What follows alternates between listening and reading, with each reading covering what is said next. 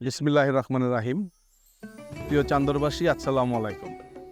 আমি সবাইকে ঈদুল ফিতরের শুভেচ্ছা জানাচ্ছি।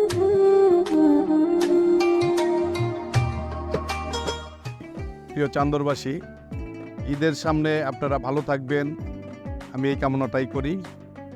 মাননীয় প্রধানমন্ত্রী দুস্থ গরিব অসহায় মানুষের কথা চিন্তা করে ঈদে উপহার হিসাবে আমার ইউনিয়নে 2108টি পরিবারকে 10 কেজি করে চাউল দিয়েছে।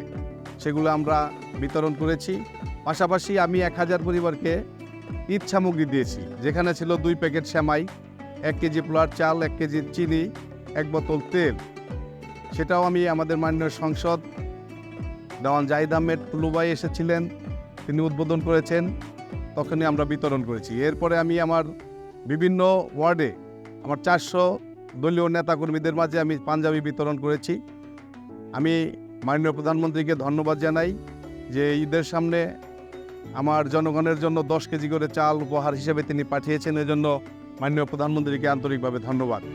প্রিয় চান্দরবাসী, আশা করি আপনারা সুন্দরভাবে সকলের সাথে সকলে সৌহার্দ্যপূর্ণ আচরণ করে ঈদ উদযাপন করবেন এবং শান্তি শৃঙ্খলা বজায় রাখবেন।